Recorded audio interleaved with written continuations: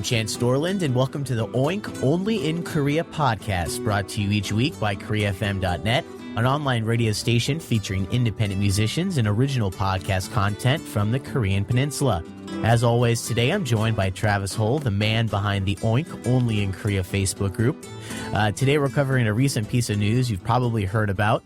Yet another American has been detained in North Korea, and something you might only know about if you're Korean or if you've lived here in the ROK.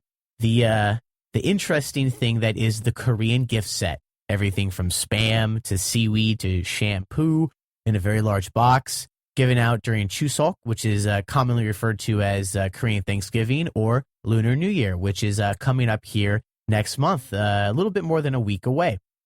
So first off, Travis, how you doing this week? Like I said, we're getting closer to the holiday weekend. Yep. I'm relaxing still. I don't have very much work right now, so I'm just kind of... It's all a holiday for you right now, right? Yeah, I'm just kind of finalizing my plans for the coming year here. I've been doing a little bit of web design stuff. Not really anything exciting this weekend. At least the weather's warmed up a little bit, so you're able to get outside a little more than last week when we talked. Well, some of us, as maybe you can hear, I'm a little sniffling, sneezing, but I think my voice is okay. I've been sick the last couple of days, which is okay. This is like my first real, like, cold flu of the winter season, and we just had a really, really cold spell. So, you know, those things happen. But today, I plugged up my toilet. It doesn't sound as bad as that, but I've just been sneezing and, using tons of tissues, and I've just been chucking them in the toilet and giving them a flush every once in a while. I waited too long. I flushed. Didn't work out well. And we've never had this problem before, my girlfriend and I, so we don't have a plunger. So now I have to, brave the cold weather and go to a Daiso, which is kind of like a Korean version of like a Walgreens, but even better.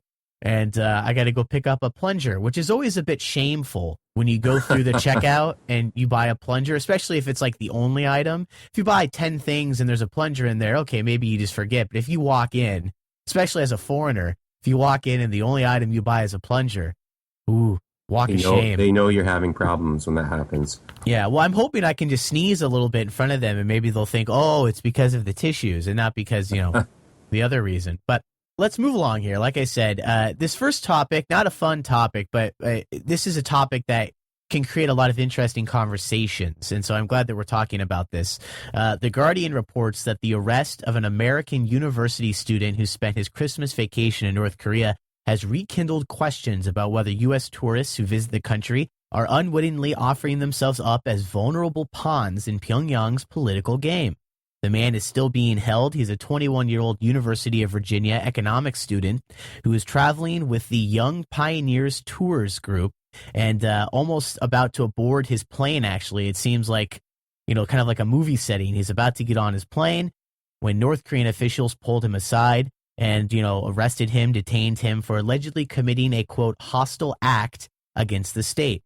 Troy Collings is quoted here in this Guardian article. He's the director of Young Pioneer Tours, and says that the company can't comment on the case, but he emphasized that, quote, every arrest of a tourist that has occurred, to their knowledge, has been with context. Sorry, not quote, but emphasize that every arrest of a tourist that has occurred, to their knowledge, has been with context. Now, whether or not that context means it should have happened, probably depends case to case, but I guess what he's saying is that they don't just make things up, even if it's a stupid reason. Maybe there is some small reason for this detention, for this arrest. Now, that might not be the case here, but at least that kind of seems to be the case that he's making. Now, despite this U.S. college student still being held, none of the major North Korean travel agencies have canceled their upcoming trips, and apparently, and I guess this would be the case, otherwise no one would go there. Almost all Americans who travel to North Korea return home without incident. So, to start this discussion off, this week we did things a little differently. We asked members of the Oink Only in Korea Facebook group, quote, in light of the recent detention of an American tourist in North Korea, would you be willing to visit the communist state? And now let's go over some of those results, Travis. So, the overall winner, overwhelmingly support, was yes, it would be an amazing trip. Then the next three were no's. 2 was no, I don't support giving money to North Korea. Number 3, boy, have you lost your damn mind? Of course not. Number 4, no, it's too dangerous. But then number 5 is yes. It says, yes, it would allow me to learn more about the country and help the people who live there. So, Travis, out of those first 5 responses there, 2 yeses, 3 nos. But if you add the votes together, the yeses did carry. So the yeses did win. Where would you fall into this category? I'd like to visit North Korea, but with all the stuff I post on Oink, I probably would be one of those people that gets detained because I constantly ridicule Kim Jong. Well, Kim Jong-un. Travis, I don't. Are you giving yourself a little too much credit there? Yeah, I don't know. Is anyone really paying attention to that in North Korea? They might. I mean, what do you think? I have no idea. I probably wouldn't risk it myself just because I've been pretty vocal over the years against the regime there, but I think it would be an interesting trip. I would probably put myself in the yes, it would be an amazing trip category if I were ever to visit. But again, I'm not really that interested in going to North Korea. Maybe if there was some sort of regime change there, I might consider it. But I basically, I'm not someone who wants to give these people any more money than they already have. So I would probably put myself as a no, it's too dangerous, or have you lost your damn mind type of person. And the money. You don't want to give money to North Korea. I think I would fall into most of these myself. I would love to go to North Korea. I think it would be an amazing trip. I think it would help me learn more about the country. I don't know if I would actually be helping the people who live there directly, but doing reports and being an advocate of human rights and trying to bring light to the abuses there would definitely give me a good perspective. However, as I've mentioned on the show before, I unfortunately decided to donate 2 years of my time to the Peace Corps, which is a horrible decision. Once again, ask a few volunteers before you sign up. They might tell you some surprising things. I don't recommend the service, but to each his own. And I think I'm probably listed somewhere because when you serve in the Peace Corps, you're kind of like a federal employee who doesn't get paid, but you're sort of like a federal employee. So I would be worried that if I went there, if there was any type of checking on me, that might show up at some point. Now, that might be a ridiculous concern on my part. Maybe that would never pull up, but they just seem to be grabbing people for any reason. And I remember there was an American who was there, and he was a Korean War veteran, or he served in the military during the Korean War. Somehow he was connected to the Korean War, and they detained him. So I just don't want to get caught for, having that connection. It seems like a lot of the times these people get detained, it's not for, it seems kind of minuscule to us, but the reasons that the government gives for their detention are, within the laws of their country. So it seems to me that like a lot of these people who are detained are doing something that violates the rules that have been set for them as tourists. So, I mean, I don't really have that much sympathy for a lot of these people. I mean, you're going to North Korea, for one, which is, proven to be an unstable and unpredictable regime. And then secondly, the people who they are detaining, it seems like they're violating the rules of the tour. So, I mean, it's not, I don't really have sympathy for these people at all. Well, yeah, we'll have to see what the reason is for this 21-year-old's detention. There's been some reports that he was drinking all night beforehand, so maybe there was some sort of misconduct, as in he went a little too far, or maybe, I don't know, maybe he was still a little buzzed or something. I have no idea, and I don't want to spread any rumors, but that has been reported a lot, so that's something that's coming up. I know every once in a while I always see an old story or something about someone has gotten detained for something with Christianity. I know that, in a normal country, and when I say normal, like, where you have a certain amount of rights, your religion, as long as you don't hurt anyone else, is your own religion and stuff. But once again, if you go to North Korea... Yeah, I mean, that's a big... There's like I think in North Korea, Christianity is allowed, but I think you have to kind of go through the state-sanctioned route of being a Christian there. So if you're kind of stepping outside of that boundary, which I don't think this guy was, I'm guessing, for me, it sounds like he was up late drinking. There was another report that said he told people he wanted to stay in North Korea. So, I mean, there's all kinds of things, rumors circulating around why he was detained, but I'm sure it was, not without reason that the officials detained him there. Well, we will have to see, but whether or not there is a reason or if it's a good reason, like I said, it brings up an interesting discussion that, living here in South Korea is sometimes a fun discussion to have. Would you go to North Korea? I know plenty of people who have actually gone to North Korea on such a tour. It's rather expensive. They flew in from China. And so another reason why I wouldn't be able to do it is because I would never want to pay for it. But what were some of the interesting comments that were made on this poll that you think are worth mentioning? Well, we had several people who had actually been to North Korea. I'm not going to mention their names just for whatever reason because they're probably in South Korea. But we had people who went to the Gungang mountain tour, I think, and that was going on. You could actually cross the DMZ at one point, back in 2006, 2007, 2008. And someone else, they went there and they said it was like a 1950s time warp, which I thought was kind of interesting. Yeah, I hear Cuba has been described that way because they have old cars and things like that. A few other people, said that you can't understand South Korea unless you visit North Korea, which I thought was kind of interesting because that's true, you're not really getting a full picture of what Korea is without visiting both Koreas. So a lot of us have spent, a good amount of time in South Korea, but we have no idea, what is like 30 minutes north of us. So that's an interesting point. And a lot of people said the rules are laid out for you when you get there. So you kind of know what to expect. And they'll even let you kind of step outside of those boundaries once in a while, but they'll give you warnings if they feel you're doing something, inappropriate. So it seemed to me that like you're pretty well informed when you get there, what's allowed and what's not. And they even, let you push your luck a little bit, with warnings and chances. But I wouldn't think one slip up would cause an arrest. And that seemed to be the case with the person who visited there. She said that, there are people who always break the rules because they're just not used to the rigidness of the society there. And they're pretty generous with that. So it seems to me kind of weird that this person was arrested for, just an innocent mistake. They probably pushed it a little bit too hard and did something that obviously angered whoever was dealing with them there. But that's kind of the problem too, is like the people who commented on the Facebook poll. You can go there and, just kind of stick to the plan and don't do anything wrong. Or maybe if you make, a couple small infractions, they give you a little leeway. But I've heard stories of people going there and doing lots of stuff that you shouldn't be doing. So, I mean, it's not like you go there and it's like a 1950s television show like Pleasantville the movie where just like everything's the way it is and no one does anything. I mean, like, you can do some shady things on these tours, right? I think so. I mean, I think there's certain things you can do. I mean, I think a lot of it is they're shuttling you where you want to see, where they want you to see. Maybe in the evenings you're going to have a chance to do some drinking or something in the hotel. And I think that's what they encourage. So the guides will probably drink with you, and they're probably looking for information from you also while you're drinking with them. But I don't think you can just go walk around Pyongyang and enjoy the city.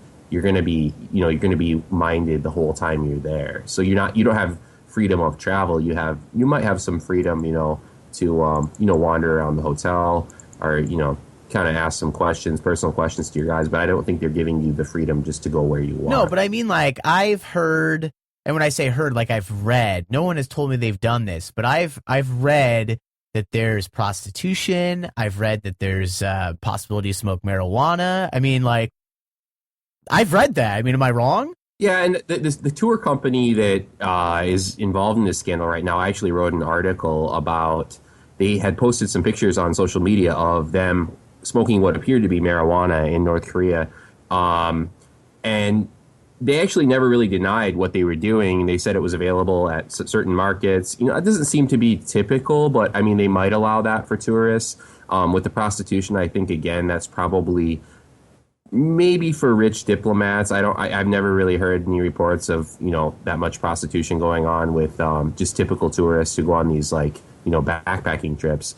But again, I would say, all that stuff is, probably some attempt by the North Koreans to kind of glean information from the tourists. Or there's always an ulterior motive for them when they're treating tourists like this. And I don't think the prostitution would be a thing that would that just 20-something tourists would be involved in. I just don't think they would offer it up for them. And so this brings up another question then.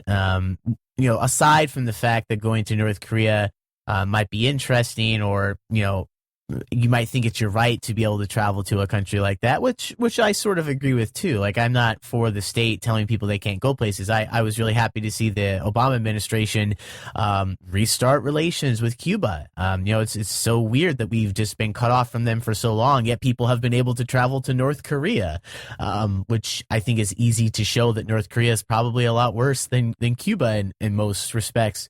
So what do you think about the idea of like some sort of ban? I mean, they obviously don't want you to go there as an American citizen. Do you think it would be appropriate, maybe if a couple more people get arrested / detained, that we just stop allowing people to go there, or is that not good?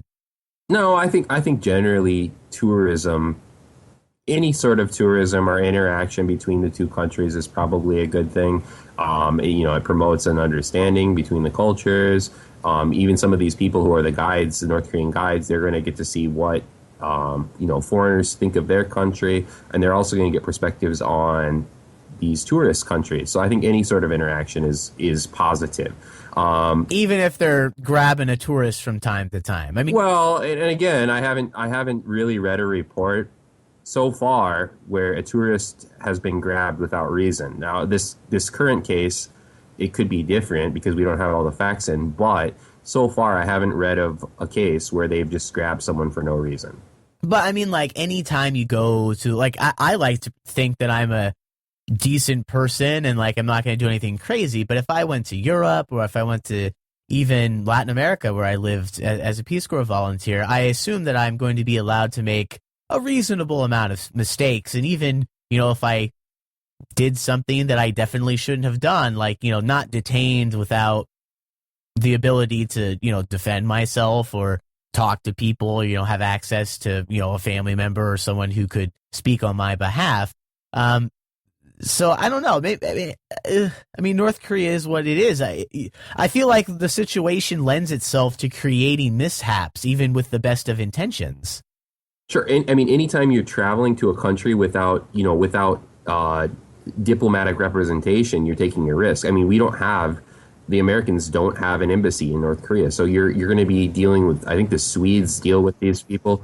So I mean, you're basically you're kind of chancing things by going to a place where there's no diplomatic representation, because those are the people you're going to rely on if you get into a situation. So, I mean, that's a risk people seem to be willing to take. But it's not a risk they're willing to take, because if it was a risk, then it would be you're on your own. But when an American gets grabbed, the American government's going to do, realistically everything it can to get them back. If you went to North Korea and if you signed a thing that was like, I'm not going to get any help from anybody, I don't know if that would be a good idea, but that would be a different situation. I mean, you're creating the possibility of an international incident because they're going to want to bring an American back.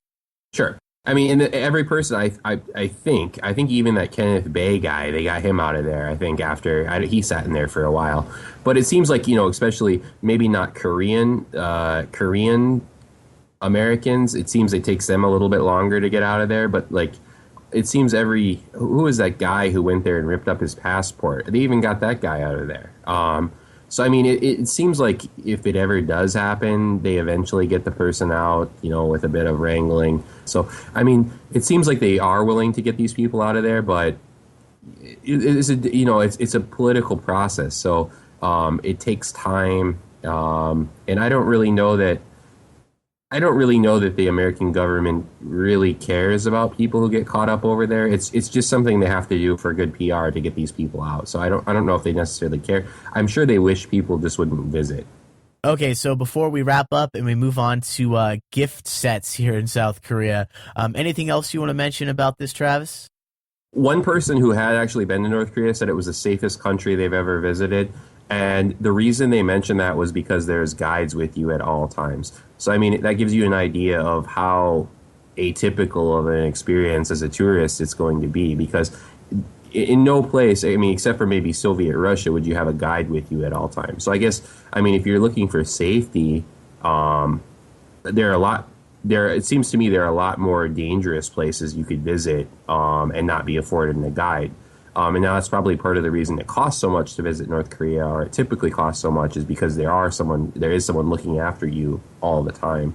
I guess that's kind of the point the person made. I would probably agree, that South Korea is very safe, and I would agree that North Korea is probably a safe country to visit as a tourist, so long as you follow the rules and don't step out of the boundaries that they've set for you. Yeah, but it's that kind of safe where, like, yeah, there are parts of the world that if you went and if something horrible happened, I'd be like, well, of course, it's a war zone. Or like, well, of course, look at the status of the government at this point.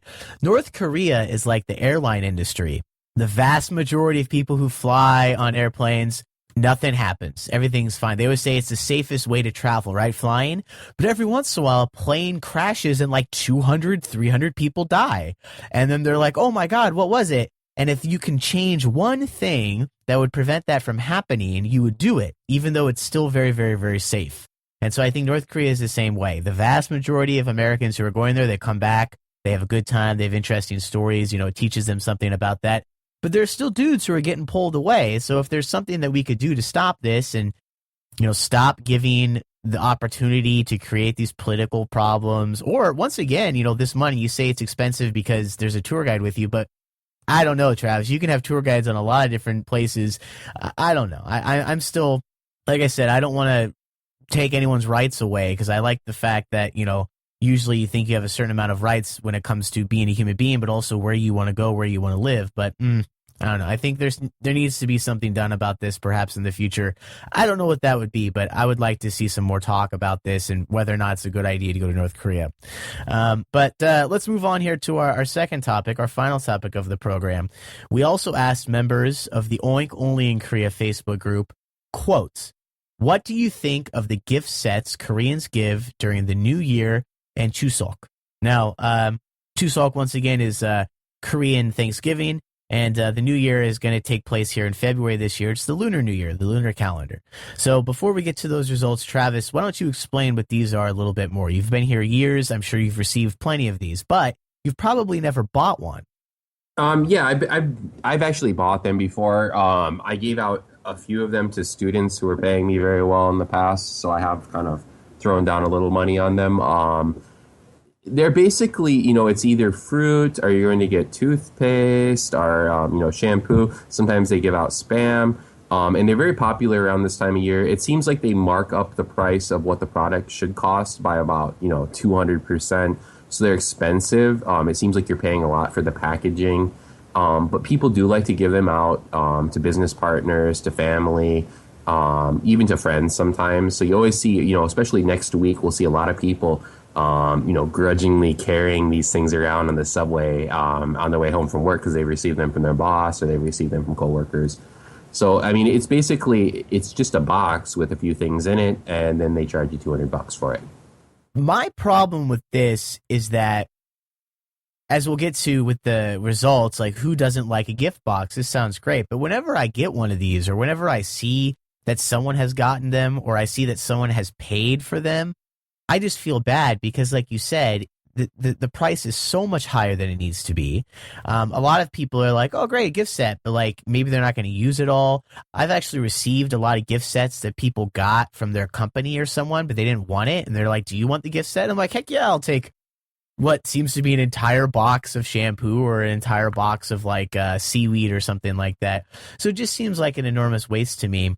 Also, kind of similar to some other things in Korea where it's just like saving face, like face value. You give someone else a nice box, whether or not they're actually going to use it, maybe not the biggest concern because they know that you probably spent a lot of money on it. So let's stop there and jump into the actual results here that we have. Let me bring them up. So the top 4 responses here were the ones that got the most votes. Number 1, they are overpriced and unnecessary. Number 2, who doesn't love a gift set? This was actually number 1 yesterday, but it's changed, so they're very close. Number 3, I like getting them but not giving them. And number 4, this was the one that I started, and people followed me up on it. Rip off. You can buy the goods separately for a lot less. So in the top 4, there's really only one that's super positive. Who doesn't love a gift set? The rest of them are kind of like either no or sure, it's great to receive, but I would never pay for it. Yeah, I think overall, I mean, it seemed like people kind of thought they were unnecessary, but at the same time, people do like to receive them. I guess maybe that says something about the stinginess of Oink members, but I think people do appreciate them. Maybe they don't appreciate carrying them because you're carrying this big bulky box around. But here's the thing, though. Do people really appreciate them? Because whenever I've gotten a gift set, or like I said, when I see that someone else has gotten one, I always think I would have rather just had the money. Yeah, money's always good. I mean, I've had a. I mean, wouldn't you rather have a couple $100 or like $100 than a gift set of shampoo? I've gotten that too. I mean, instead of getting a set, I've gotten gift certificates for Shinsegae and stuff. But at the same time, it's like, well, it depends on what the gift's in. If they're giving you a box full of like high-end whiskey or something, of course you're going to want that. But if it's like... Well, I'm sure that exists, but have you ever seen that or gotten that as a gift? The best one I ever got, it was a gift set with a nice bottle of Johnny Walker in it, and then it had some like whiskey glasses. And it wasn't probably that expensive, but I was like, wow, that was nice. Some of the shittier ones that people get, a box of Spam, a box of toothpaste, no one wants that stuff. It's just something that they do just because people do it. So there are nicer ones that you could receive. And there are also ones that are just like, well, whatever. I'll maybe use a toothpaste, or maybe I'll use a shampoo later this year. Who gave you the Johnny Walker and glasses? That's pretty classy. One of my students said he was an executive. Oh, that's right. You teach some adults, yeah. So that was nice. I mean, that was a nice thought. Another one I liked, I got a box full of Hallabong. It's like a specific kind of orange from Jeju. And I think I got like 8 or 9 of them. That was expensive. That was way expensive. I was so happy to get it. I put it above me on the subway and walked off the subway without the damn thing. So I'm sure someone else got a nice box of Hallabong. That's horrible. Yeah, that was a loss there. But it was a nice thought by the student. But did you have to like show up afterwards and be like, "Oh, those were good"? Yeah, I was like, those. Very delicious, very delicious. I'm sure someone else enjoyed them. Probably a subway attendant. I gotta tell you though, I've lost stuff. Maybe I've mentioned this before. I certainly have on other reports or podcasts that I've done. Korea, best public transportation system in the world. I have lost a bag 2 or 3 different times that had very important things like a computer, or I'm a drummer, had like musical instruments inside of it. It took a couple hours and it was a pain in the neck. Don't get me wrong, but I got it. Yeah, I've gotten stuff back too. Because no one is gonna steal that, and no one is gonna mess with it. They just had to locate the train, and then I had the option to wait for the train to like come back to me, or to like go to the train, or go to like a third location where someone would put it after they found it. So it just took a long time. Yeah, I've gotten wallets back. I've gotten a lot of stuff back. I just didn't feel it was worth it for a box of oranges to go track it down, so I just let it go. See, that's the thing, though. It totally was. I'm sure he spent tons of money on that. He had tons of money to spend, so I didn't feel too bad about it. All right, well, fair enough. Yeah, but like you said, you've been on the receiving end. I'm sure anyone who spent some decent amount of time in Korea is probably, especially teachers, you get them as gifts, from what I know. So anyone who's been here a decent amount of time has probably received them. The ones you bought, what ones did you buy, and how much were they? They weren't much. I think I also bought fruit sets. I think I probably spent around $60 for some overpriced apples or something. And I didn't buy too many of them. They were just for a few specific students that I kind of had a good thing going with for a couple years. So I decided, hey, it's the thing to do. So I bought them. And it was like reciprocated too. It was like, okay, here's your gift set. And then the same day, the student had a gift set prepared for me. So it wasn't really like I'd lost that much money. It was just, exchanging one overpriced thing for another, basically. And this year I didn't do it. I'm not teaching right now this year. So I didn't do it this year, but I think it was last year I had to buy a couple of them. But I didn't feel like responsible to buy them. I just thought it was a good thing to help maintain the relationship with the student. I think the most ridiculous example I saw this week was like 8 fish for $2,000, and you probably saw that. Yeah, one. I saw that. Yeah. There was an article. It's just like it's kind of weird, but like in Korea, you'll just see fish hanging on like a piece of plastic string, like at a market or something. They just like hang them out. They're dried, but yeah, they stick it into this box. and it was something like $1,000 or $2,000. Yeah, I wouldn't. I mean, Wouldn't you rather get 2 million won gift certificate than a $2,000 box of fish? I mean, I think most people would. I don't. I just think it's like it's a symbol. It probably is a symbol of how much money a person has. They probably would just leave the price tag on there for you to see it, to show how much they spent for you. But it seems like more of like a status symbol than anything else. And the people who receive them, they probably would rather just have the money or have a gift certificate, and they can choose what they want themselves. Well, Travis, for someone like you who has an F visa, so you have some business opportunities here in Korea as opposed to someone like myself who has a sponsored visa. Most people here have a sponsored visa. You have an F visa.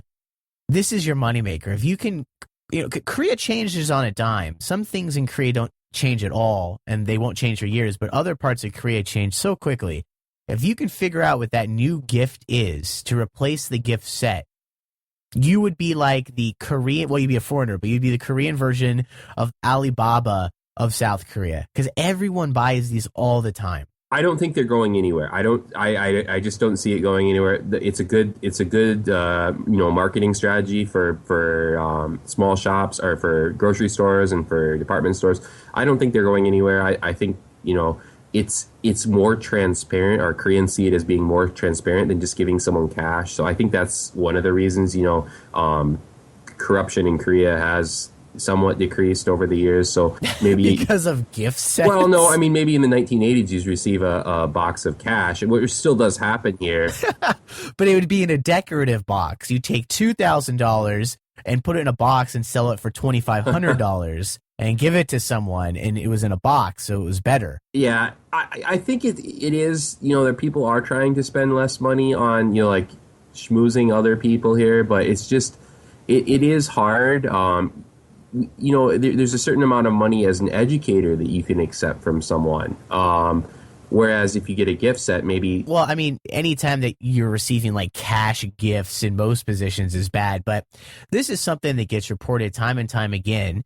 And it's one of those things where you can't blame people entirely, because if someone gives you a gift, like, what are you supposed to say no? Like when the parent of the children that you teach every day, they give you a gift, are you supposed to be like, no, I'm not going to take your gift, and, have to deal with that situation? But I don't know for sure, but every time I see these stories reported, they always catch someone. Sometimes it's a foreigner, sometimes it's someone else accepting gifts that are pretty high priced and they should have known better. But then they talk about what the actual rules are, and you're not supposed to accept much. So I'm pretty sure I think it's like 40,000 won or something. Yeah, I'm pretty sure most teachers have easily, if they've been here a couple years.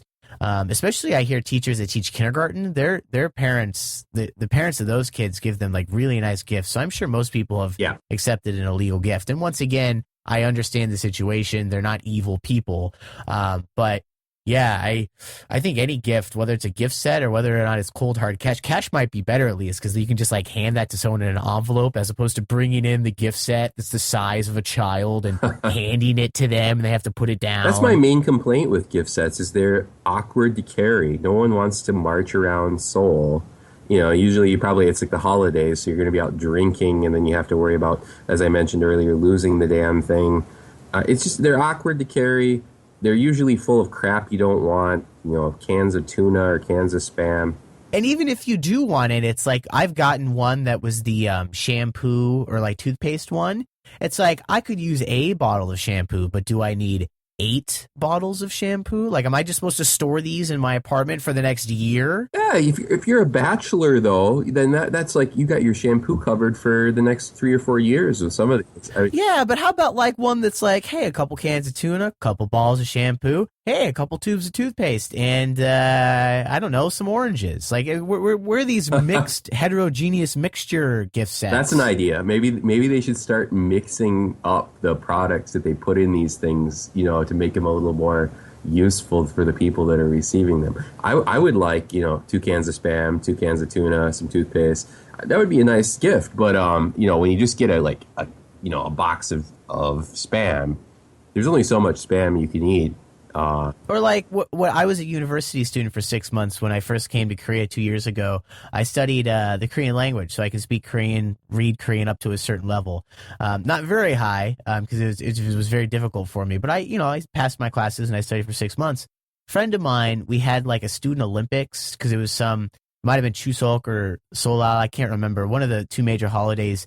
And so we had like a student Olympics thing, and we played these really difficult Korean traditional games, not trying to say they're dumb or anything, but they were just very difficult. No one was really good at them. Even the Korean teachers who demonstrated were not very good. And he got lucky. He like threw like a big arrow like into a bucket or something, and he won a huge gift set of seaweed, right? But this was like a 22-year-old guy, foreigner. I don't even know what a 22-year-old Korean would do with a huge gift set of seaweed. So he didn't know what to do with it. And I was like, ooh, you going to use that gift set of seaweed? And he just gave it to me. So what I did is I just proceeded to walk around all day with my gift set. And every person I saw, I'm like, would you like an individually wrapped package of seaweed? Because there were like 20 in there. And I just like handed them out to everybody. Who can use that much seaweed? I mean, it might be useful for like a family or something. Some of these products, maybe are meant for people with bigger families. I've done the same thing with gift sets before. I've given out, toothpaste and stuff to friends. Like, do you want a tube of toothpaste? I got 6 of them here. So yeah, I've given out stuff like that. I mean, that's kind of nice. Although that gets into the whole issue of like re-gifting. Is it proper to re-gift stuff that you've been that you've been given as a gift? I don't know. I'm kind of hung up on whether or not gift sets are necessary. But I don't think. They're definitely not necessary. I mean, you might say it's a piece of tradition or it's just a nice gesture, but I mean, I think we've definitely jumped the shark on necessary. It feels, it does feel like I can tell when it's the holidays in Korea when I start seeing these pop up. So it feels like it's almost like, Christmas in the States when they start putting up Christmas trees and you start hearing Christmas music. In Korea, it's when you start seeing the gift sets come up, it's almost time for the holidays. It's like, it almost goes, hand in hand with the holidays. I want to ask one of your friends, they're like, oh yeah, Travis was really happy last week. He was in a department store and he saw some Spam and his face just lit up and he became so happy because he knew it was time for the holidays.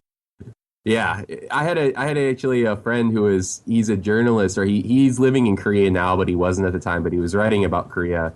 And he wanted me to go around and take pictures for him of all the gift sets I could find. So I took a couple pictures, and he's like, take pictures of the most, ridiculous examples you can find. And I think the most ridiculous examples of the ones we see, are the Spam, which foreigners think is like, like the shittiest thing you could ever give someone. But in Korea, Spam is actually, it's considered to be... It's expensive. You could cook it a lot. I enjoy eating Spam. Yeah, it's considered, it's not considered to be like a shameful thing to give someone. It's considered, if you're giving someone like the Korean Spam, you might be a little cheap. But if you're giving them like the real deal Spam... Yeah, the Spam brand Spam. Yeah, that's quality stuff here. Yeah, no. Spam's not so bad because even though you store it, at least it's, it's in metal. It's probably not going to go bad. I mean, yeah. Shampoo is kind of similar, but I mean, I had to have like 8 bottles of shampoo, so I don't know. Once again, maybe I'm just old man Chance at this point. I'm going to be 30 this next month, but it just, I feel bad because I know a lot of these are very expensive. And, when I'm in the States and if I get a gift or something like that, usually it's a gift that's like catered to me. So if I wouldn't have bought it, at least it's like somewhat useful for me, or I could find some use out of it. Or, to be perfectly honest, if you get a really good gift in the U.S., you could probably just sell it. Or a lot of the times they give you the gift receipt and you can take it back. You can't do that with like 10 cans of Spam. No. Or like 8 bottles of shampoo or an entire box of seaweed. You can't do that. So you're stuck not only with a gift you probably didn't want, a gift that was too expensive, and a gift that you now have to either get rid of or take time out of your day to make sure that it gets used by handing it away to all your friends. So it's just so much of a hassle. I would like to see it die. I would like to see it go away. But hey, I don't mean to be, the Grinch here. It just, I love Korea. It's a great place. And I think that they could just get rid of them and everything would be better. Sure. And if they could come up with a way to, maybe to make, I don't know why I don't know the history behind these gift sets, if they've been around for like 50 years or 100 years, if people have always given these. But I think, there could be a better way to express your gratitude for someone at the end of the year or during the Korean Thanksgiving season than giving them a box of Spam. There's definitely better ways. It just doesn't seem like anyone's, inventive enough to come up with it. And maybe it is changing. You know, a lot of these department stores are offering gift cards now, so maybe that's just better. An envelope is a lot easier to carry than a box of Spam. So I encourage anyone that's listening, you know, give someone an envelope with a gift card in it, and they'll be much more appreciative of. Buy many gift cards, put them in a box, wrap it up, and you have a gift set of gift cards. Yeah. And there we are. One of the, you know, people like this only got 5 votes on our poll, but people said I like the booze one, so that's another option. You know, booze is always going to go over well with most people. I think is, you know, that's another thing that people want to get is booze. I gotta tell you, if I ever saw a soju gift set that was reasonably priced, maybe just, you know, slightly more expensive than buying the soju, I would get that. That would be a great gift because everyone drinks soju more or less. And if not, it's a very cheap gift. A bottle of soju is like $1.50. So what are you going to spend? Like $10, $15, $20? Yeah. I would like to see that. And in fact, I'm going to my girlfriend's hometown here for Lunar New Year coming up next month. I am going to actually probably, now that we've talked about it, I'm going to eat my own words, and I think I will buy them some kind of gift set. What kind of gift set are you going to buy them? I can't buy them toothpaste. That would be inappropriate, That's too I think, cheap at this point. Can't buy them shampoo because the last time we were there, they actually received a shampoo gift set from somebody for Chuseok, and we took all of it back with us to Seoul.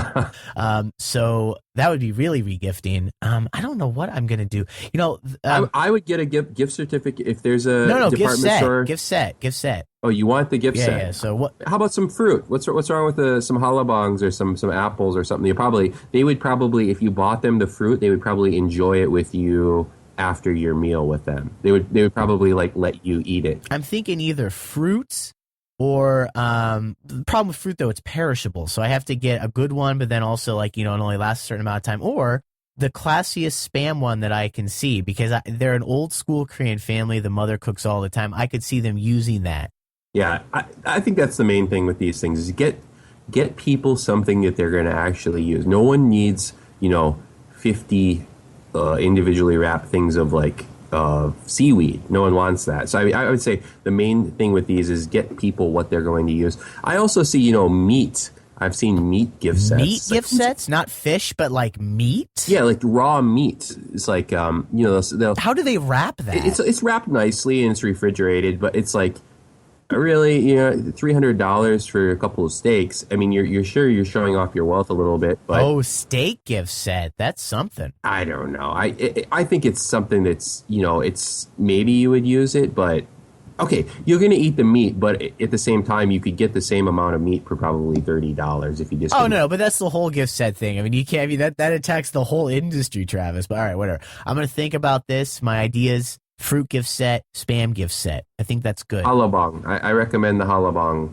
That's what I think you should do for them. Anyway, gift sets, love them or hate them, I think they'll be here for a long time to come. And if you live in Korea, you'll just keep noticing it. And gift sets, to finish up here, it's been a great gift set conversation, Travis. Excellent job. Let's call it a day. Not sure if we're going to record next week because of the Lunar New Year holiday. So if not, you have a good Lunar New Year holiday. And I will talk with you perhaps 2 weeks from now. Okay, sounds good. We'll be busy next week enjoying our gift sets. So yes, that's right. all right. Have a good holidays, Chance.